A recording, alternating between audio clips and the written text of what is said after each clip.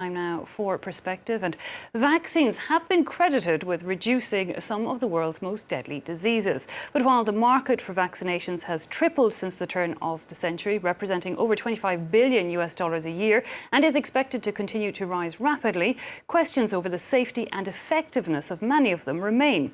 As new diseases develop or mutate, the speed with which some injections are produced has also been a source of question. Well, with fear comes rejection, which is also said to result in some unfavourable outcomes. The number of measles infections last year in the European Union 3 times what it was in 2016. Notably, authorities said because people decided not to get immunised. So how can one know whether or not to get those jabs? Well, today we're joined by the medical director of a clinic that specialises in vaccinations for babies. Joining us live from London to give us his views, Dr. Richard Halvorsen. Thanks so much for your time, Dr. Halvorsen. Now, you run a vaccination clinic that, you know, and according to your book, you're not at all anti-vaccinations, but you do feel sometimes there's an exaggeration over the good they can do. But is there a danger to vaccinations? I'm very concerned, Eve, about the direction that we're going with vaccinations at the moment. We're adding more and more vaccines to our schedules. Often in some countries, they're becoming compulsory, as I believe that is the case in France. And some of these diseases we're vaccinating against now actually are really very mild or almost impossible to contract. Let's be clear, vaccines can save lives. There's no question about that. But also all vaccines have side effects. And the side effects of vaccines has unfortunately been downplayed by the establishment in order to encourage and promote uptake.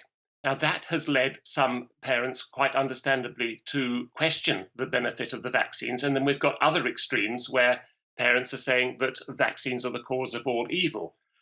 The truth is that vaccines offer benefit, but some vaccines offer more benefit than others. We pool them all together. And if you go to your doctor, you'll be told, well, you must have all these vaccines. These are essential for your child. Otherwise, you're putting your child at risk. That's not quite true. There are some vaccines that are clearly of benefit, and other vaccines that are not of benefit, and they need to be distinguished, and we need to look between them. And before we get into maybe distinguish them slightly, Dr. Halvorsen, you know, what are the types of side effects? Like, are they really significant side effects, or, you know, is it better to take that rather than getting the risk of many diseases? Well, that again depends on the vaccine. Some vaccine, the benefit outweighs the risk, and some vaccines, in my view, the risks clearly outweigh the benefits. Now, all vaccines have side effects, like any medicine. Anytime you take a tablet or a drug or a vaccine, there's the risk of side effects. And occasionally, that risk is severe. The side effects, severe side effects can happen. Governments wouldn't have vaccine damage injury compensation programs if they didn't acknowledge that there was a real risk of serious side effects, albeit rare. There is an additional problem, is that we're very uncertain about the long-term effects of vaccines. They have a profound effect on the immune system, and we're adding more and more and more to the schedule. And we know that vaccines can cause autoimmune diseases. We know that vaccines can cause allergies.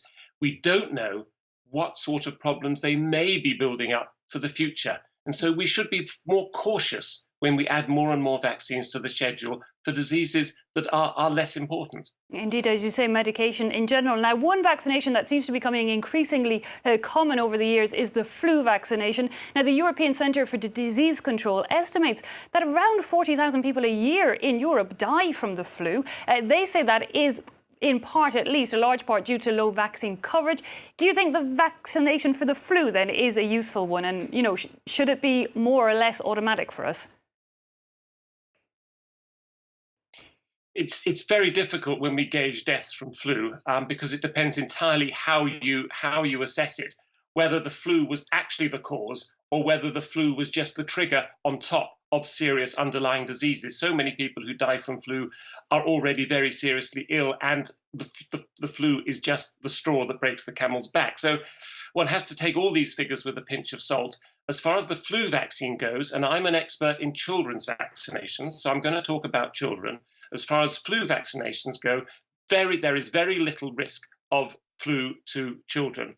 And I think the benefit of giving children the flu vaccine every year, which is what certainly is now encouraged in the UK, is very questionable. Let's go back a few years to the swine flu outbreak that we had about 7 years ago. You may remember there was this huge pandemic and the whole world got into a panic about swine flu. We rushed out this vaccine on the market. It has since been found that the vaccine that was introduced actually did more harm than good. Lots of children got narcolepsy, a very serious debilitating disease, because of that vaccine. And in fact, more children got narcolepsy because of the swine flu vaccine than died from flu. So that was a case where the vaccine did more harm than good. So again, we need to be cautious. But then, Dr. Halvorsen, you know, who can people trust? Because at the same time, the measles vaccine, for example, that's also one that comes under question all the time. And yet, because people are taking less of it, we're now being told that that disease, which can also, you know, lead to brain damage, it can be fatal, that's making a bit of a comeback. Measles is making a comeback. Measles is an interesting one. The risk of measles is actually exaggerated. I'm not saying we shouldn't vaccinate. I think there is a case for vaccination against measles because measles can be serious, though it is rarely serious in healthy children. When I was young, we all caught measles, and we didn't actually live in fear of it, though I quite agree that measles can be dangerous, again, usually in children with serious underlying health problems. Interestingly as well, measles also has benefits. If you contract measles as a child, providing you get through it healthily, of course, the risks of allergies is reduced, the risk of asthma is reduced, even the risk of some childhood cancers such as lymphoma and leukemia is reduced. This is good science. This is published scientific papers. So I'm not saying we shouldn't vaccinate, but we should just have a debate about the benefits and the risks. But it's not as clear cut as some people believe. So, Dr. Halvorsen, very briefly, it comes down to, it sounds like deciding that benefit versus the risk of all medication. You know, how can people themselves make that decision? You know, do they just have to trust their GP? You know, what information might they be able to look for?